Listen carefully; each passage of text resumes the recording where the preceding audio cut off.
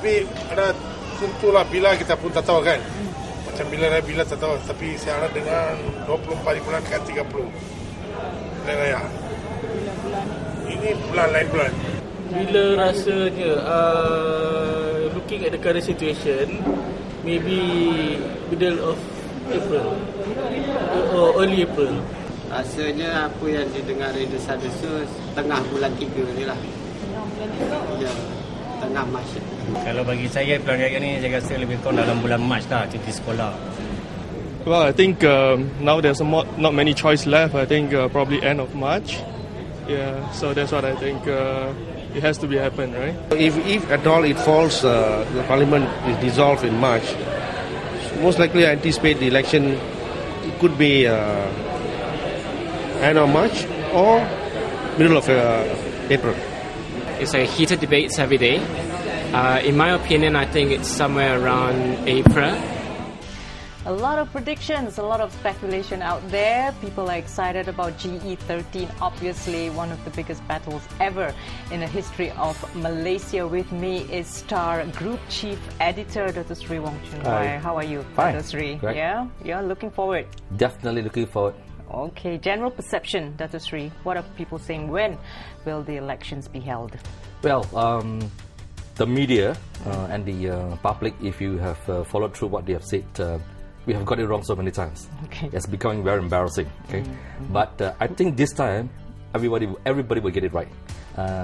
Simply because the Dewan Rakyat will automatically expire on April 29, and that there are very little time left for the Prime Minister to dissolve Parliament and to pave the way for polling day.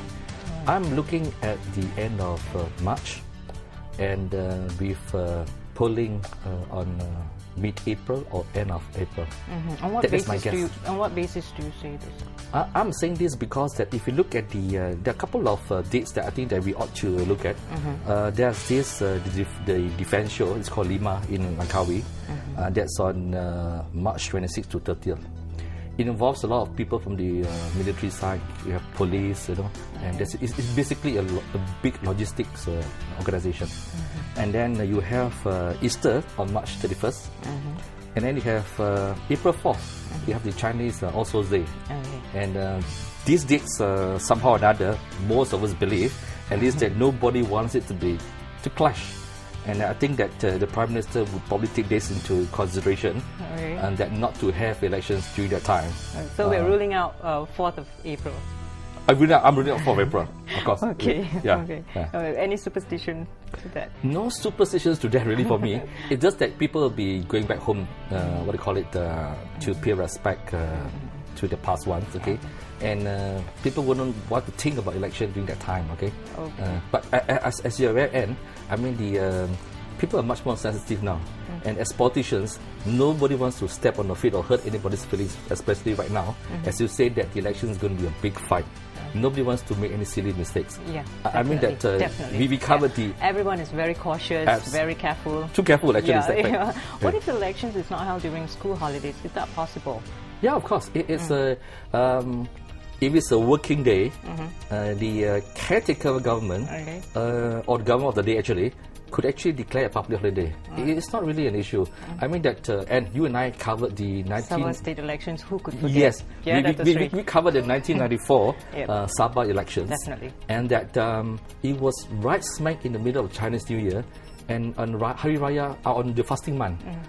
It was pretty normal at that time. We had campaigners campaigning in Sabah. We'll take a short commercial break. Okay. Sorry, I know, but it is a feel-good factor, especially during the festive season. Yes. We'll be right back. Right, we'll be right back. Right.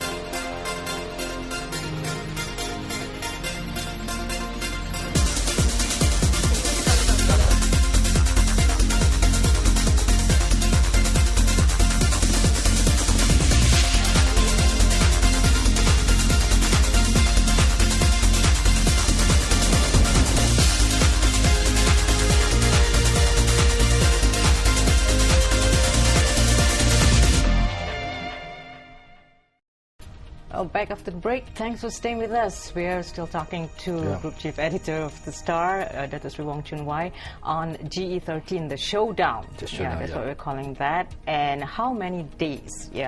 Is there a compulsory period in terms of after dissolution? That we will need to have the general election, Datuk. Okay. The Election Commission rules, it states that after the dissolution, you have actually up to 60 days.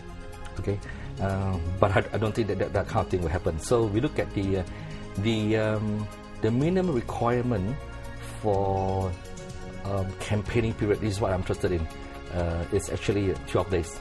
Okay, now I figure out this time that both sides have actually campaigned for the last 4 years, so they don't need another long period of campaigning. I figure out that the Election Commission, they will look at around something to 12 days of campaigning.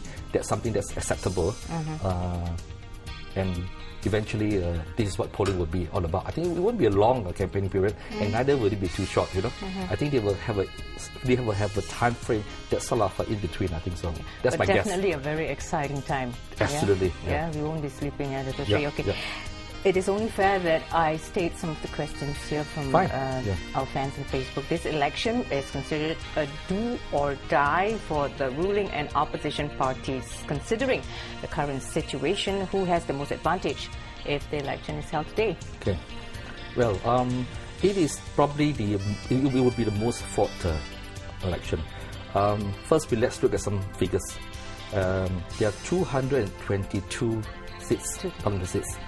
And that if you look at it, the attention should actually be on the rural areas, the rural parliamentary seats, because that the government, the ruling government, the ruling party or rather, always has the rural weightage, the rural advantage. Most of the 222 seats are actually in the rural area. You have something like 42 to 45 Chinese majority seats in the urban areas. I would say that the urban areas, as far as the urban areas are concerned, there will be people who do not agree with me, but I'm sure there will be a lot of other people who also agree with me that as far as urban seats are concerned, the votes will probably go to the opposition, in this case Pakatan Rakyat. Okay. So the attention will actually be in the rural areas. Like for example, my analysis shows that Felda, there are 50 constituencies where you have Felda schemes. So you have this rural weightage where they form the core of the UMNO support or Barisan support. And then you have Sabah and Sarawak, which has traditionally been very strong supporters of Barisan. But this time, you may see a shift because of the challenge that is so strong. The question here is, would Pakatan be able to wrest some of the seats from Barisan in Sabah and Sarawak? The key to Putrajaya is actually to win Sabah and Sarawak. And if you do not win, sounds very 50-50 here. Okay, our next question on the media, and of course you've been in the media for the longest time. Everybody knows you. You're very famous out there. Now, Datuk Seri, one of the biggest battles ever in the history of Malaysia, these elections this time around. How will the mainstream media react to this? And everybody's looking at how the coverage is going to be like. I think the coverage this time would not just be on the mainstream media. The rules of the mass media landscape have changed completely. The MSM, the mainstream media, the TV, the radio, and the newspaper, of course, will be the bulk of it. Would make up the main coverage. And there's also the social platforms, and you have the bloggers, you have the online portal. So the coverage, there'll be a lot of alternatives. There are a lot of information for the average voter to tune on. There'll be medium that's pro Barisan. There'll be medium that's be pro Pakatan. And I think that voters should educate themselves, read up everything, and make their choice. Make a clever choice. We're going for a short commercial break. We'll be right back on GE13, the Showdown, right here on Switch Up TV. Stay with us.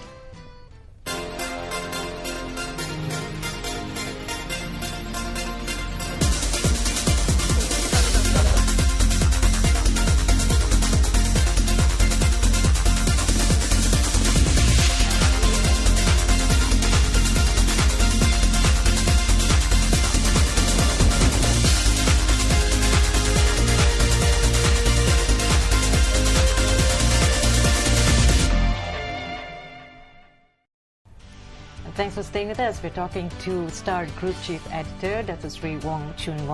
Datuk Seri, a lot of questions have been raised, especially with regards to GE13 being the most watched, and we're looking at a lot of situation right now, and it can go both ways, whether Barisan or the opposition. Yeah. Well, what is your take on that? What would be the possibilities? Yeah, of the results of the general election? Okay, I put it my bet that I think that the Barisan Nasional will still have the edge and will still retain the federal government. On what basis? Do you say on what that? basis? As I said earlier, I said that because the way the seats have been formed, and that the rural seats obviously give the Barisan the advantage. Right. The urban seats are a different situation, where I think the urban seats will mostly go to the opposition. I also believe that the bulk of the Malay votes will have gone back to the Barisan Nasional, in particular UMNO, in comparison to 2008, and so are the Indian votes. But the Chinese votes, I think that have remained at it is that they still remain very strong against the government. Especially urban areas? Yes. I would say that they will continue to vote for the DAP, and I would even say that the number of seats for the DAP will probably increase. But if you look at the Chinese majority area, that seats goes around 42 to 45 seats. So that formed a small portion of the 222. Now, the scenario is this. While most of the Barisan leaders do not want to talk about the two-thirds majority, there are some who says that they're going for the two-thirds majority. But I really think that I don't see a two-thirds majority, at least for me. This is not the Malaysian situation, because if you look at Australia, they had a majority of one seat, if I'm not mistaken. And if you look at the UK, there was a hung government. The Conservative government had to form a government with the Liberal Democrats. And if you look at the US, Obama may be president, but one of the houses is under the control of the Republicans. I think that this is a general scenario around the world where voters do not want to give too much power to the government. But at the same time, they do not really want to take a risk as to have a total abandonment.